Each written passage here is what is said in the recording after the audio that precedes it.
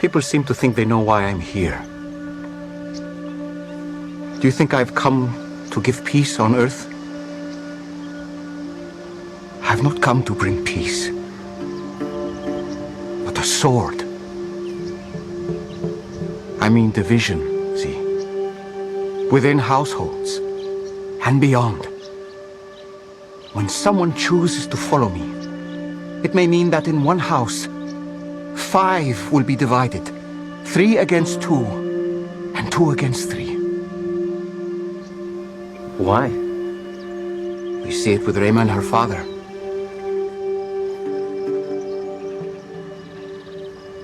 It is not my intention to divide families. But the cost of following me can mean that people will be hated by those closest to them because of their unbelief.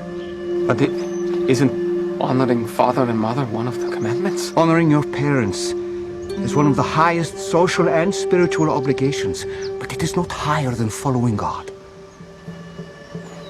Whoever loves father and mother more than me is not worthy of me.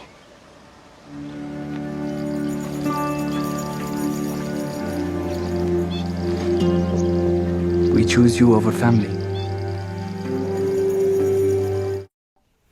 Okay, an interesting clip there from The Chosen. The Chosen, I think, is an absolutely brilliant series. Crowdfunded, the biggest crowdfunded project in the world, which says something in itself. People are hungering for these things. What he's talking about there is that he didn't come to make peace, he came to bring division. Now, there will be division between households, even though it's not an intent, and this is from Matthew. What is about this is the fact that these days we're seeing more and more evil and corruption in the world. It's rearing its head, where the veil is starting to fall. There will be a separation. You know, there already has been a separation between people and households, and call it personality types if you want. I think it goes a bit deeper than that.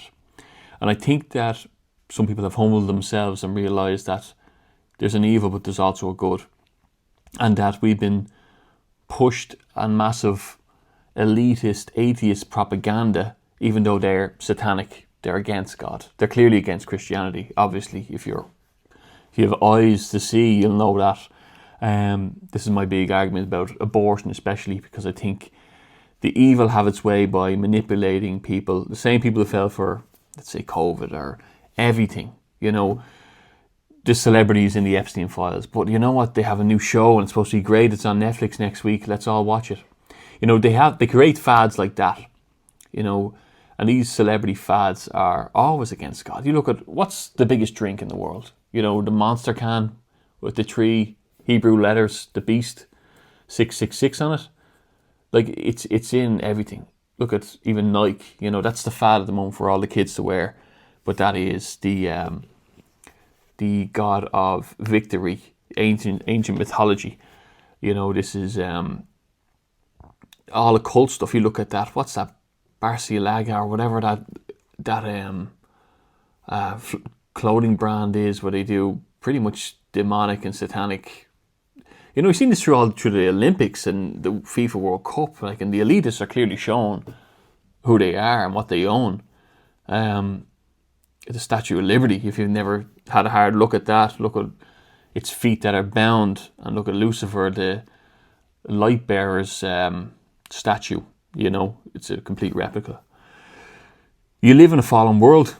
Some people see the world. The kingdom of God is laid out among men, but men do not see it. This is actually from the Gospel of Thomas, which I think was only discovered in the late 1900s.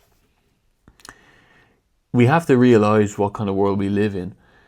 Some people recognise that there's an attack on the Christian culture of the world. That's the way it is.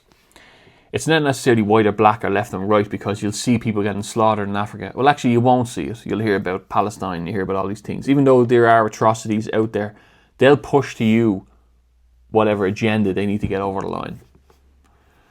So, yeah, there are portions of family members who said, yeah, you know what? I believe in God. I believe in Jesus Christ. This is actually evidentially true that he existed. And our whole calendar seems to be based off him. And it takes a bigger leap of faith to think that there's no God and that everything just blew up into existence, even though science can't explain that at all. Cosmologically, biologically, nothing. There are no artifacts. There's so many missing links between the evolutionist theory, all these things. You look at Charles Darwin, who posed that theory, Darwinism, and even he looked at the human eye and said, if you were to tell me that this happened by random mutation, he wouldn't believe it. So I think that there are people who have an emotional opinion on if God is real or not. And they drive by their emotion. They get angry about it. They get angry when they see Christians. And they need to recognize that something is working within them. The idea of rights and you are God and going to fortune tellers and crystals and all these things, it's all nonsense. It's all a cult.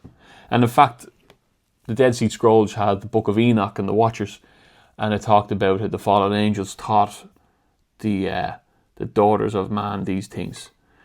So I think we need to recognize that what Jesus is saying here is that there will be a split within families, and you have to love God first, and that's because it transcends earthly relationships. You know, what did Charlie Kirk say? God, family, nation, in that order. And that's important, you know.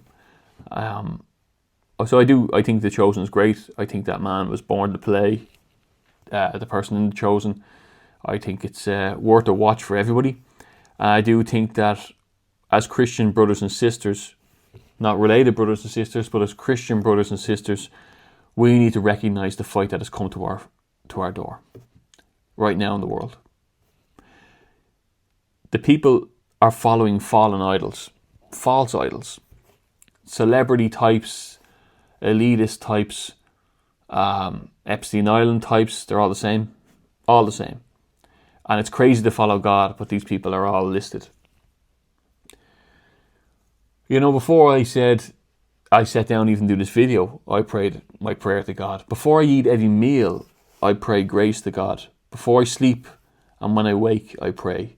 And I actually have a book, Jesus Calling, where you read out a daily devotional. I think this is what we need to do. We need to fast. We need to abstain if it's needed. We need to pray and be wide to the spiritual element of the world. That's the truth. So I think people living day to day for expedient things, in and out of their car, want to get that promotion, want to have the nicer things in this person, looking to see what's on TV, taking in whatever celebrity they throw at you, or whatever Netflix series they throw at you, and whatever podcast they throw at you to keep you distracted and weak. I think Christian men need to be strong, and Christian women too. And we fight for our culture, and we wear that badge proudly, no matter who says what.